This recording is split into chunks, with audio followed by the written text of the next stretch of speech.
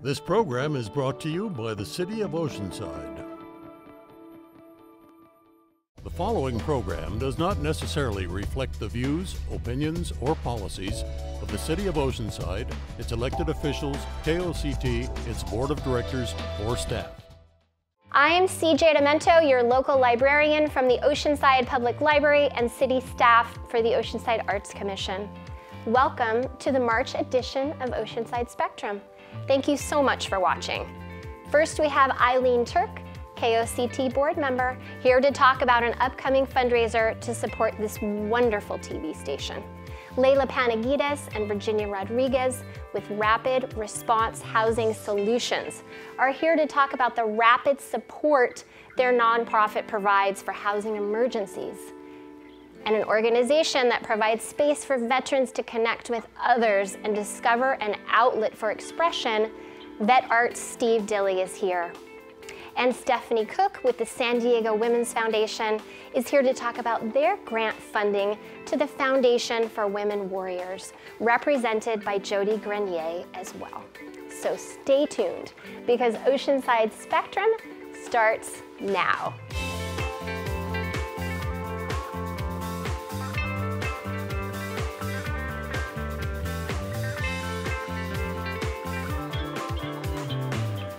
All right, up first we have Eileen Turk, KOCT board member and star of On the Scene with Eileen. Hello, welcome. Hi CJ, great to see you. I can't believe it's March already. Where's the year going? I know. Time is just flying by. It is, but it's so good to have you here. We have so much to talk about today. We're going to talk about KOCT. We're going to talk about this television station that people are watching right now and how important it is. Right. Yeah. Well, it's so exciting to be involved with KOCT. Yeah. We do run 7 days a week, 2 stations, 24 hours a day. And while the KOCT does receive some funding from cable and other sources here in town, basically it's not enough to do all the things KOCT does throughout the year. And it's a public, educational, government access television for the community. Right. And why is that so important? Why is it important to have that type of TV station for our public? Well, it's great to have a non-biased source of information. So when they're projecting the city council meetings, anybody can watch it around the world, online, as well as on their television station here in Oceanside, North County. It's just a great way for independent news. That way we're not saying what's right or wrong, but just giving the information to the public to let them make their own decisions, and then they can decide if they want to get involved. KOCT has also been taping high school sports, which is really, really great, so folks can watch it again and again in case they weren't able to get to the game. And it's just a great source of information for all ages. And I have to give kudos to KOCT, again, a nonprofit organization for getting out there with their marketing. It's not just on the website, and it's just not on the television, but through Facebook and Instagram. KOCT is activated to a whole new level of getting the word out. During the pandemic especially, they were able to really jump on it and get information out to the public, where to get immunizations, where to get tests and things like that. So they really jumped up with a very low budget to extend themselves to help the community during this past year especially. Absolutely. And over 40 years, they've done a lot of amazing work. So how can we support KOCT? What's coming up that we need to know about? Well, CJ, I'm so glad you asked. Everybody, great news, great news. We are having our 15th annual Outback Steakhouse fundraiser, our KOCT fundraiser. 15 years, I can't believe it's the 15th anniversary. We'll be having a fabulous lunch at Outback Steakhouse on Vista Way on Thursday, May 12th. There'll be 2 seatings, one at 11:30. We're expecting almost 180 people, and then a second seating at 1 p.m. Tickets must be purchased in advance so we can actually have, the 2 seatings work out. And we're so excited. We're going to have raffle prizes and auction items, and you get a choice in case, if you want steak, we've got steak, but they'll steak, salmon, pork chops. What's the other one? I'll think of it in a minute. But anyway, chicken, that's right.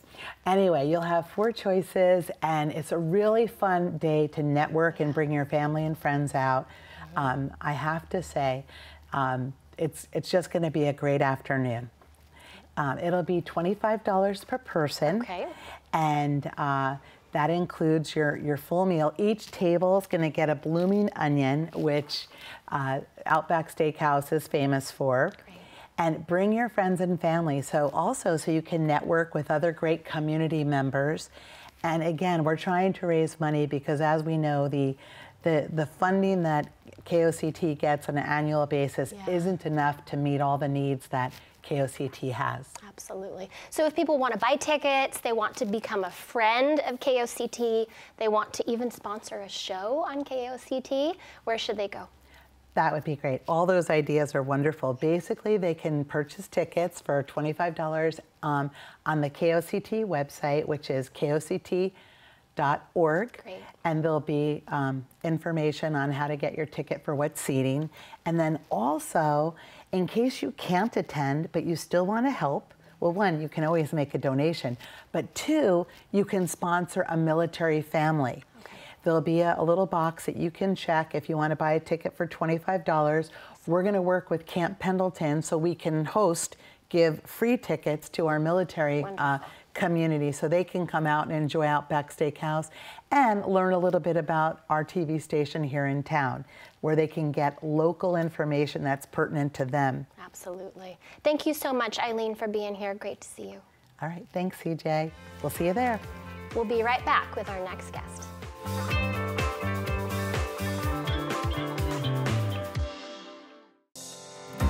We realize you may not always be able to visit the library, so we are dedicated to bringing the library to you. Oceanside Public Library's outreach services include mini libraries, bookmobiles, and home delivery. At the mini libraries, located in the El Corazon Senior Center and Melba Bishop Recreation Center, you can discover and check out new and popular titles and pick up items placed on hold. The library's 2 unique bookmobiles can be found weekly at stops in many Oceanside neighborhoods and at community events throughout the year. The bookmobiles offer books, movies, computer access, and special programs for all ages. Home delivery of library books is now an option for almost all Oceanside residents. Simply place books on hold and library staff will deliver them right to your door. If you want the library to visit your organization or special event, find the outreach form on our website. For more information on library outreach services, schedules, or programs, visit our website at www.oceansidepubliclibrary.org.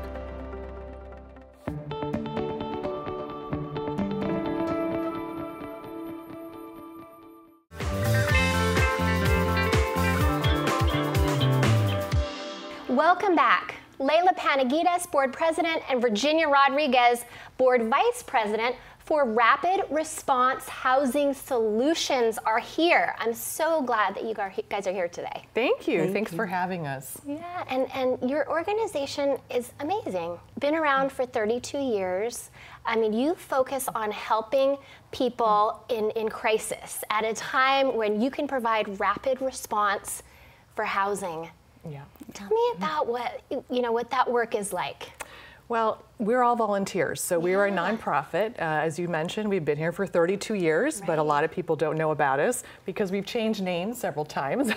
We started out in Carlsbad by a community group who were really addressing the agricultural and migrant crisis in terms of workers who didn't have a place to sleep. So they were sleeping in the fields, and if you lived in this area, North County, back then, you probably would have seen their campfires at night because they lived in the foothills. So bringing it now to 2022, we're expanding our mission to really look at prevention and also at supporting the people who are currently finding themselves unsheltered. Yeah, and you're always in need of support for that, right? You just had a fundraiser which went really well, but you always need that support, right? Tell us how people can do that. Absolutely. So the more support we receive, the more families we can help. Right now we're focusing on not only on the existing homeless community, but on preventing homelessness in families, women with children. And The best way to support us is to, you can go to our website, rapidresponsehousingsolutions.org. You can email us, info@rapidresponsehousingsolutions.org. You can follow us. We're on Instagram, Facebook, and LinkedIn at Rapid Response Housing Solutions. So I know it's a long name, but we really wanted to convey what we do in our name, which is to provide immediate assistance. Great.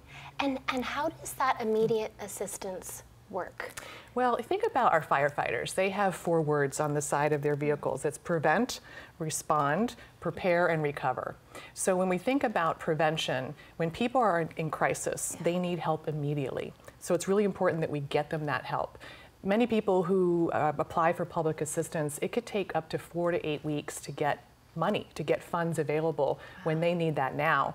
And if they're needing the money now and they don't have it, they could get evicted, they could be living in their car, or even worse, on the streets.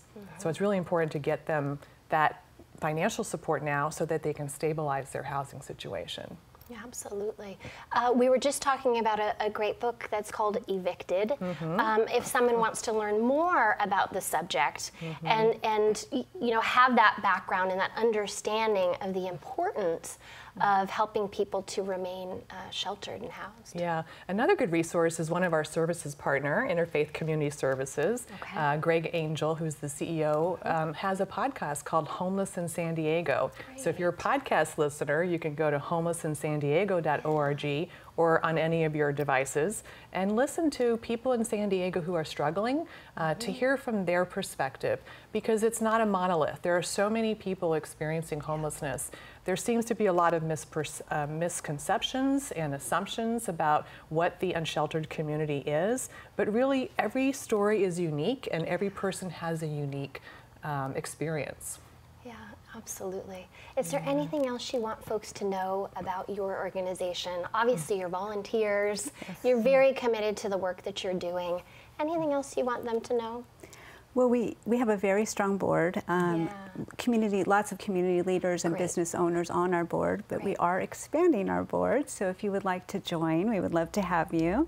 And you can contact us at info@rapidresponsehousingsolutions.org. And we're always looking for volunteers for all kinds of things. Right now we have some students from CSUSM who are helping us with some research that we're doing. And so there's all kinds of opportunities.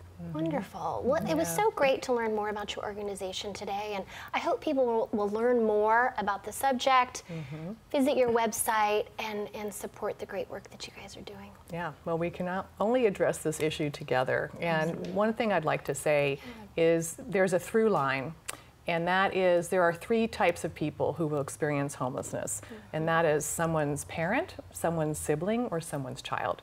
So just keep that in mind the next time that you pass someone in the street.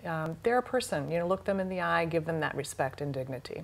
So. Great, absolutely. Yeah. Thank you so much. Thank you. Thank you. And hang in there, we'll be right back with our next guest.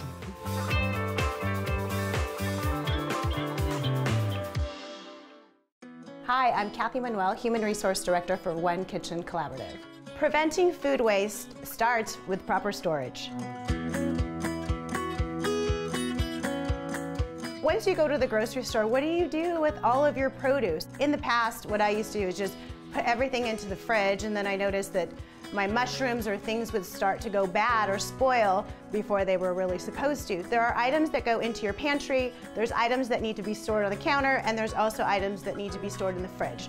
Things that need to be stored on the counter that do not belong in your fridge are things like onions, bananas, winter squash, and potatoes. Items like fresh herbs, cilantro, basil, you put them in water just like you would flowers at home. You could also store them in the fridge, but they're better outside, and then you can use them as you need them in your recipes. Make sure to save your stems so that you can put them in a storage container either in your freezer or your fridge for a later time.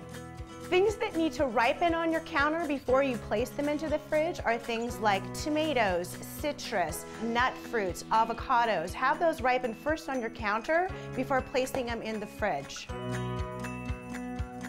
So items that absolutely have to be stored in your fridge are items like carrots, your berries, celery, and leafy greens. For more zero waste tips, please visit theokc.org.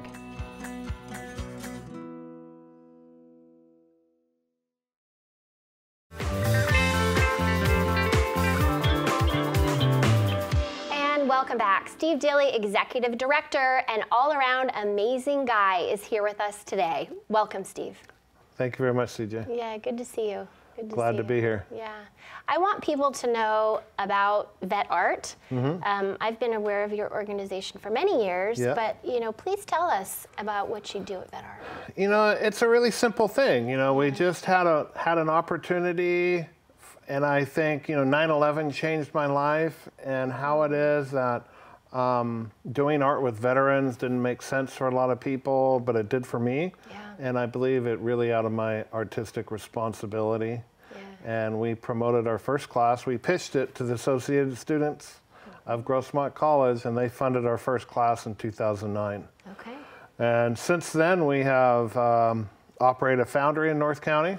We have a location in Vista, 5,000 square foot building, School of Ceramics and Glass, we call the VetArt School of Ceramics and Glass.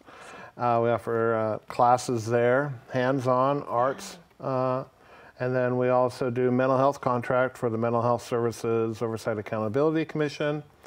We've worked with Creative Forces. We have worked with different entities on base, Camp Pendleton. And we just keep on saying yes to the next thing that comes along. Yeah. So art and veterans, but not just veterans, active duty, military as well. Well, so the art with the veterans is an opportunity to allow veterans or active duty an opportunity to make different decisions. Art making is a process of decisions.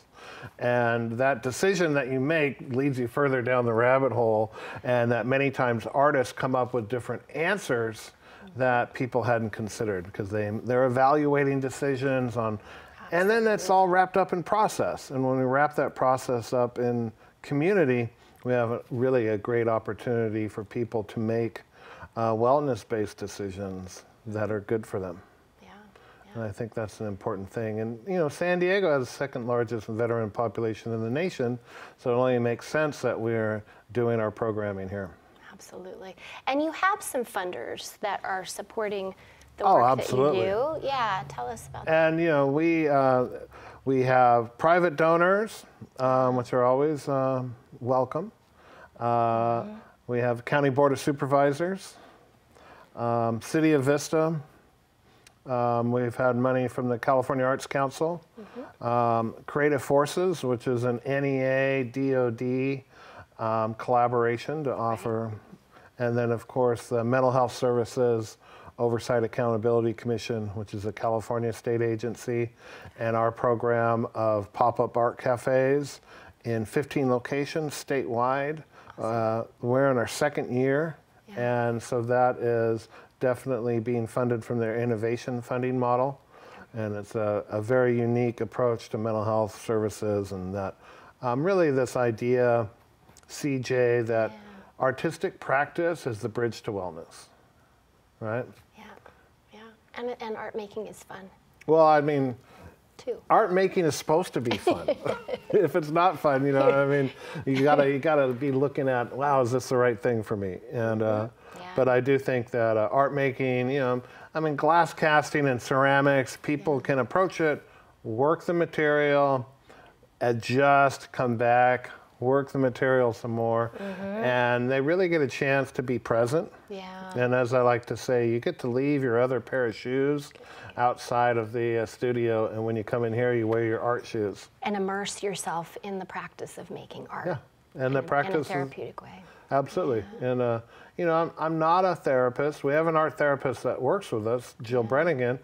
And I'm an artist. I'm working in this space, but it's really I think artists have the opportunity to look at different problems. And for us, we are identifying and looking at veterans' suicide rate, MST, PTS or TBI, and we know that art making encourages fine motor skill, neuroplasticity, and when it happens in community, it really goes a long way against isolationism. Absolutely. And you have some supporters, but you are always in need of more so that you can do more work and offer more classes. You know, there's a lot of people that have different skill set than I do. Yeah. And so like implementing a participant tracking form, which we just done logic models with creative forces, and that leads to questionnaires. And so we want to start building that data of engagement, and also that data informs policy decisions and how we can do that as an organization here. And advocate for... The advocacy, you know, happens with our pop-up art cafes. We're working with veterans to help them educate them, help them understand behavioral health decisions and how they're made at the county level, and how their lived firsthand stories can help influence those policies, but also how we have the statewide event, which this year for the MASOC contract will be on the state capitol grounds in October of 2020. We're looking forward to that. 2021. Is this 2022? 2022. Sorry, working on my dates. You've been working so hard. Thank you so much for being here. If people want to find out more, if they want to find out more dates, everything that's coming up for VetArt, support it, be involved, you know, be in one of your classes. Yes. VetArt.org. www.vetart.org. Come see us. All right, let's do that. All right, thank you, CJ. And thank you. We'll be right back with our next guest.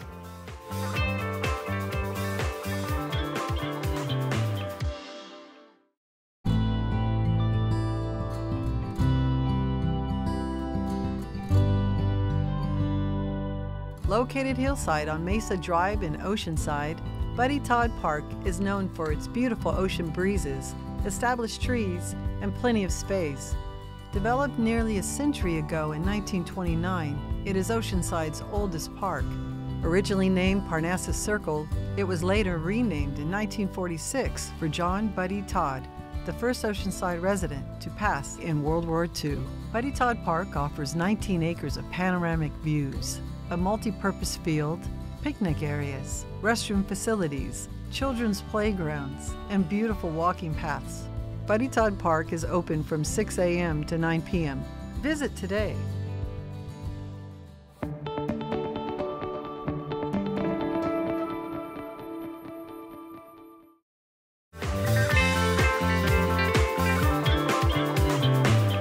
Hi, welcome back. We have Stephanie Cook, Executive Director of the San Diego Women's Foundation, and Jody Grenier, CEO of Foundation for Women Warriors. Welcome. Thanks so much for having us. Yeah, thanks for having us. So tell us first about the Foundation for Women Warriors. What an amazing name. Tell us about your organization.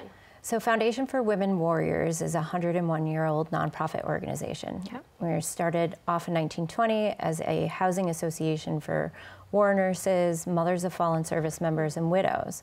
So over the years, as more women started to serve in the military and their needs were unrecognized, we shifted our programs to serve women veterans. So today, as Foundation for Women Warriors, we provide over 1,100 women and children each year with emergency financial assistance, childcare assistance, and programs that provide professional development and critical goods. Yeah, they have unique needs as a group, absolutely. Absolutely. And tell us about the San Diego Women's Foundation and why you recently chose to fund their organization. Absolutely. I mean, well, first off, thank you for all that you do for our community. I think it really is an honor to be able to support work like yours.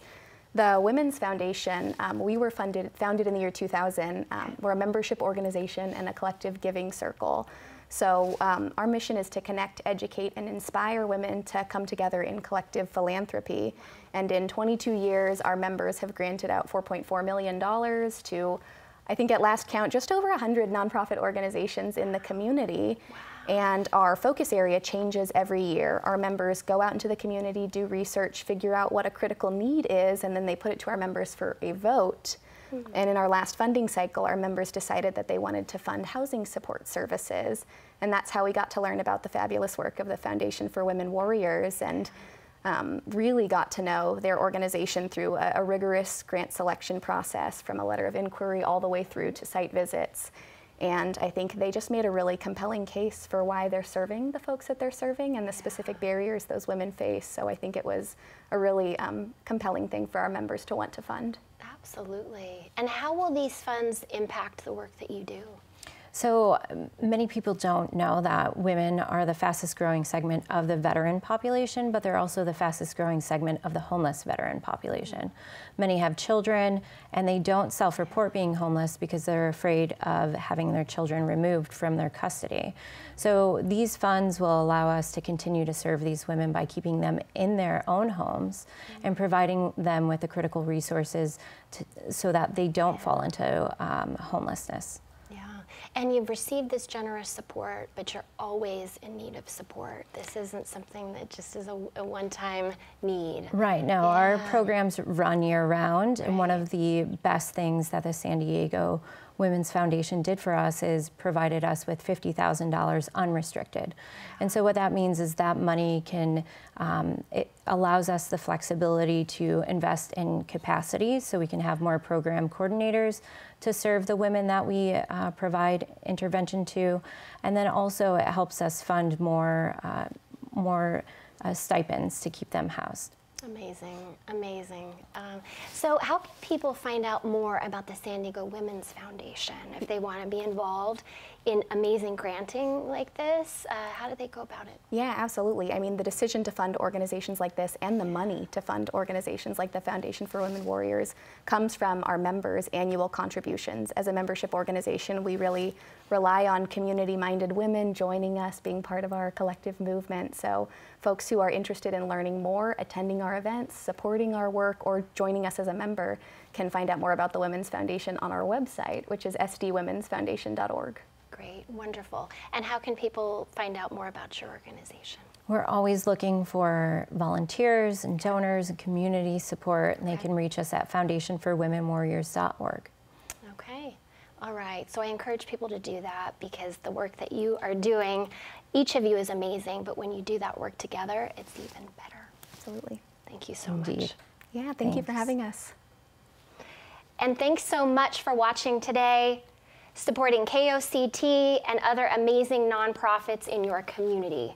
And if you would like to be a guest on the show, please visit koct.org/spectrum to find out details on how your nonprofit can be a part of Spectrum. Stay up to date with all things North County by visiting koct.org. Thanks, and take good care.